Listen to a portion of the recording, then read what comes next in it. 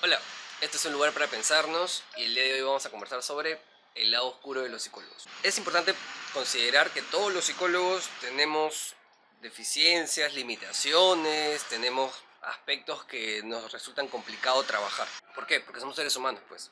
Creo que es bien importante esto porque puede humanizar una profesión que muchas veces se ubica desde un lugar como de conocimiento o de saber, ¿no? Los psicólogos ya saben las fórmulas, saben las técnicas, saben la forma de abordar las problemáticas. Claro, teóricamente conocemos algunos elementos de cómo funciona la mente. Por ejemplo, yo como un terapeuta de orientación psicoanalítica conozco cómo los procesos inconscientes influyen y afloran en la conciencia, qué aspectos se reprimen, qué mecanismos la gente utiliza para abordar las problemáticas que tiene. Pero eso no me da a mí la capacidad de decidir qué tú tengas que hacer con tu vida. Claro, hay casos en particular en donde hay violencia, en donde hay limitaciones materiales, físicas, económicas, en donde se pueden dar algunas sugerencias, algunos consejos, si quieren decirlo así, o alguna ayuda, no sé, algún centro de emergencia, por ejemplo, en el caso de violencia contra la mujer, emergencia mujer, eh, sugerencia de apoyo legal, para algunos casos en particular, ¿no? Estamos hablando de cosas concretas. Sin embargo, en general, para los pacientes que vienen con tristeza, con pérdidas, con duelos, con cosas en su vida sin resolver, no tenemos una fórmula para eso, ¿no? O sea, no sé si me encantaría tenerla, pero finalmente cada persona en particular tiene que escoger y tiene que construir sus propias fórmulas para afrontar las cosas, ¿no? En ese sentido, creo que una parte oscura que tenemos es la soberbia, ¿no? El narcisismo de los psicólogos que se colocan desde un lugar del... Bueno, lo que pasa es que esto es clásico, pues este tipo de casos funcionan de esta manera. Claro, cuando tú te colocas en ese lugar, ya al paciente, eso, colocas a la persona en un lugar de paciente, ¿no? Uno habla de pacientes, pero como una manera del argot psicológico, pero creo que cuando lo colocas en el lugar de paciente, lo colocas en el lugar del inferior también, ¿no? No naturalmente le sale la palabra, pero creo que el sentido que le hace a la palabra es importante, ¿no? Es como, en algún momento lo he mencionado en otros videos, ¿no? Tienes dos opciones, como decía un psicoanalista, Max Hernández, ¿no?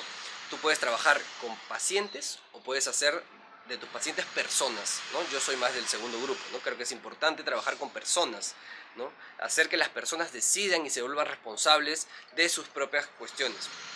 Otro de los aspectos que he visto en la práctica y que creo que es algo muy peligroso y delicado es que los psicólogos que trabajamos con personas, que hacemos psicoterapia, que trabajamos en la clínica, que vemos a pacientes, a personas, a usuarios, no nos analicemos, ¿no? No hagamos procesos de psicoterapia, no digamos ni siquiera terapia psicoanalítica, digamos terapia en general, cualquier tipo de terapia. Una terapia, claro, introspectiva, ¿no? Que te haga mirar tus complicaciones, tus limitaciones, las cuestiones que a ti se te hagan difíciles de abordar, a partir de tu historia personal, lo que estés viviendo, que tú puedas tener mapeado qué es lo que se te complica trabajar, con qué también se te acomoda más trabajar.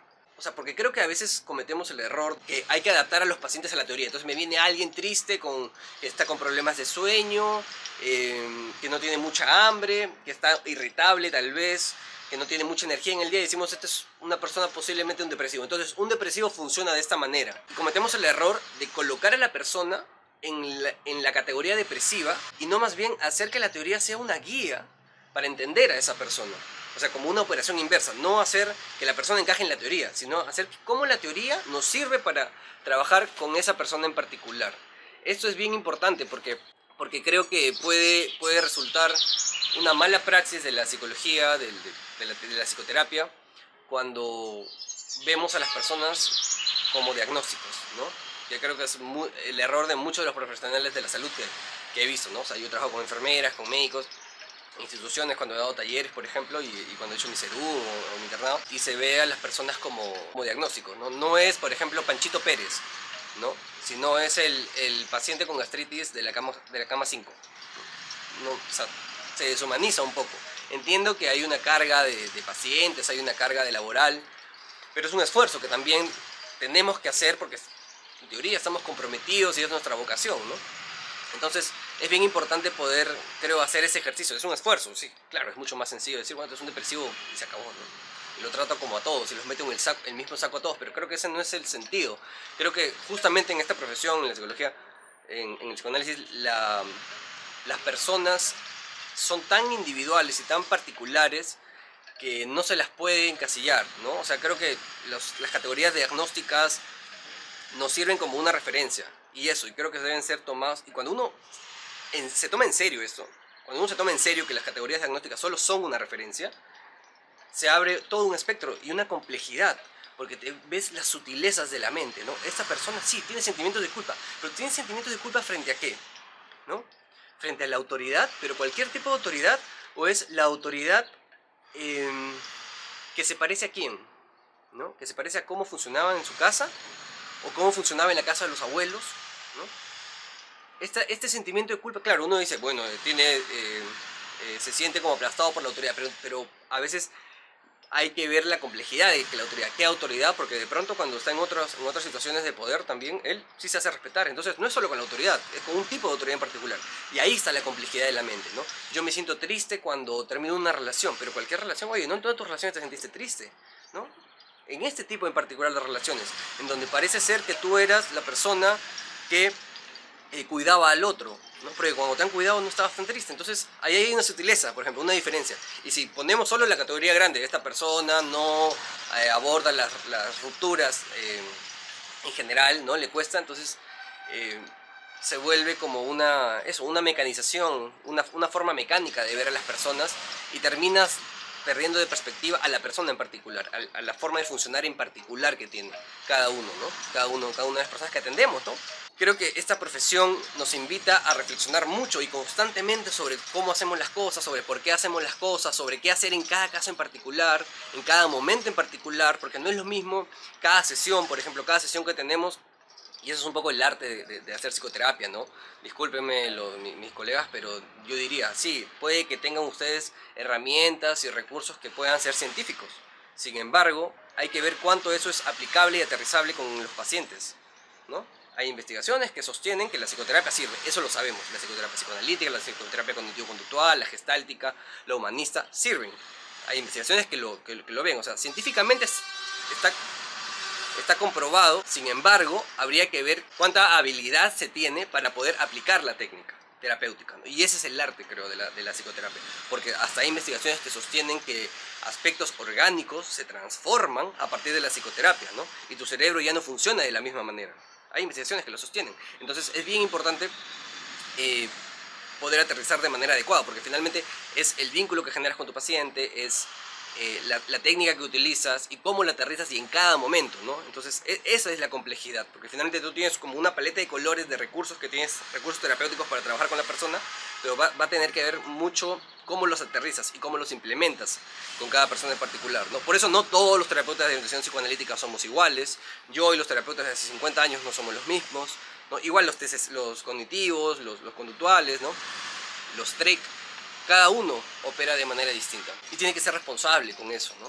Tiene que ser responsable. Y si te viene un paciente con el que no puedas trabajar, con el que sientes que tienes mucha complicación, al que no puedas asumir, con el que no puedas, no sé, bajarte la tarifa, con el que no, por el que toca una fibra muy personal tuyo, hay que derivar, es así, ¿no?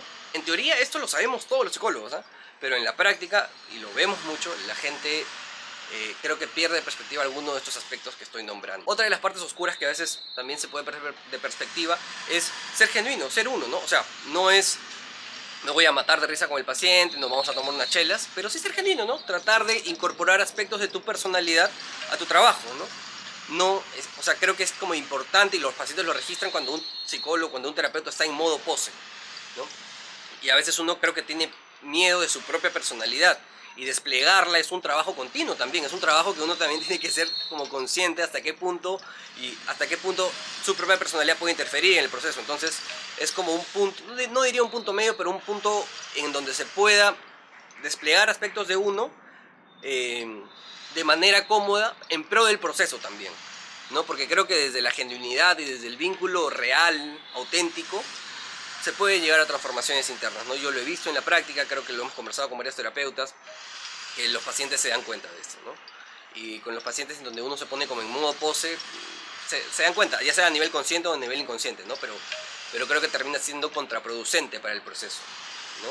Claro, y terminan como también categorizando y generando este estigma del psicólogo, pues el típico psicólogo barbón, con bigote, con el puro en la mano, ¿no? Una especie de Freud contemporáneo, una especie de Freud que escucha Bad Bunny, ¿no? Pero no, creo que la idea es ser como uno es, ¿no? Si eres introvertido, si eres extrovertida, si te dan risa algunas cosas, si no.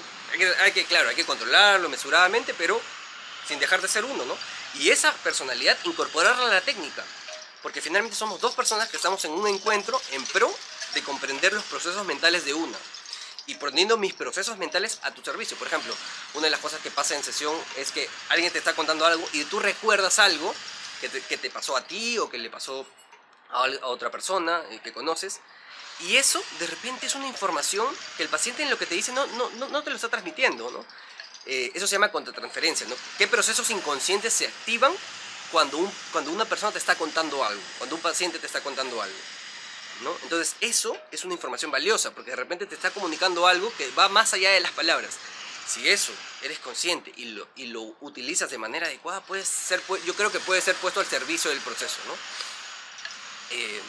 Por eso, este es un trabajo de verdad que implica bastante responsabilidad de repensarse, ver cómo uno está, en qué estado está, ser consciente de que no todos los días estamos con la mejor disposición para atender, ¿no? Y hay que evaluar eso, ¿no? O sea, si te das como un poco cargado, hay que ser consciente, oye, hoy día estoy un poco cargado, voy a atender así, ¿no? Y si el paciente te pregunta, bueno, habrá que decírselo también, ¿no? Porque lo notan, pero los pacientes dicen, oye, tienes sueño, estás cansado, y yo varias veces he dicho, sí, ¿no? O sea, estoy un poco cansado, sí, pero estoy con la disposición también para atenderlo. Entonces, eso te humaniza como terapeuta, ¿no? Y si no estás, bueno, habrá que cancelar ese día la sesión, porque no vas a estar con una persona que viene a que lo ayudes, a que lo acompañes en su proceso y no estás, ¿no? Eso también es humano. Bueno, son como varias dimensiones que creo que podrían demorar, pero estas son algunas que creo que son como que las más importantes. Estar también en constante revisión, no solamente de teoría, de técnica, ¿no? Que creo que es importante, sino también de todo tipo, ¿no? De imágenes que nos ayuden a simbolizar qué ocurre en la mente de las personas. Por ejemplo, cómics, mitología, películas, el arte. El arte es un recurso que nos ayuda mucho a los terapeutas a simbolizar, ¿no? No solamente explicar como con estas pizarras que usan, yo no uso pizarras, ¿no? Pero algunos terapeutas usan pizarras para explicar cómo funciona la mente, ¿no? Hay que metaforizar, las metáforas son las que le dan contenido y le dan simbolismo a lo que ocurre dentro de nuestra mente. Bueno, y si un ingeniero, o sea, una persona que opere de manera un poco más lineal necesita un esquema, bueno, pero se adapta, a eso me refiero, se adapta a la persona. Tenemos que usar metáforas que creamos que le sirven a cada paciente en particular para transmitir lo que estemos viendo, ¿no? Desligarnos un poco del lugar del saber, sino construir. Yo diría que es co-construir junto al paciente, junto a la persona que atendamos. Antes que esto funcione así y es así y así te vas a sanar. No, creo que no es ese el camino. Vivan sus procesos terapéuticos, conversen con sus terapeutas y creo que es bien importante que les sean genuinos para que pues, ellos también vean cómo los están percibiendo, ¿no? Esto nos ayuda y sí, entender que los terapeutas somos seres humanos, que sentimos, que también por ahí en fin de semana te lo puedes encontrar en un tono, en un matrimonio, en una fiesta, en un restaurante, en la calle protestando, ¿no? Porque tienen una ideología, un pensamiento, pero la idea es ser consciente de eso que te pasa, ¿no? De todo eso que crees, todo eso que piensas, cómo te diviertes y saber los límites que también tú tienes, ¿no? Y que esto no interfiere con tu trabajo en todo caso. Y cuando digo interfiere no quiere decir que vas a dejar de pensarlo, sino que vas a ser consciente de que lo piensas, ¿no? Y que puedas recibir el mundo interno de la otra persona, ¿no? Sin que el tuyo se mezcle, al menos tanto. Bueno, son aspectos que tenemos que tener mapeados. Vayan a terapia, los terapeutas, psicólogos, vayan a terapia, sean responsables. Y los pacientes, bueno, recuerden que sus psicólogos son personas, ¿no? Que sienten, piensan y también la fregan a veces, ¿no? Bueno, eso creo que sería todo por hoy. Este tema es amplio, pero ya nos veremos pronto. ¡Chao!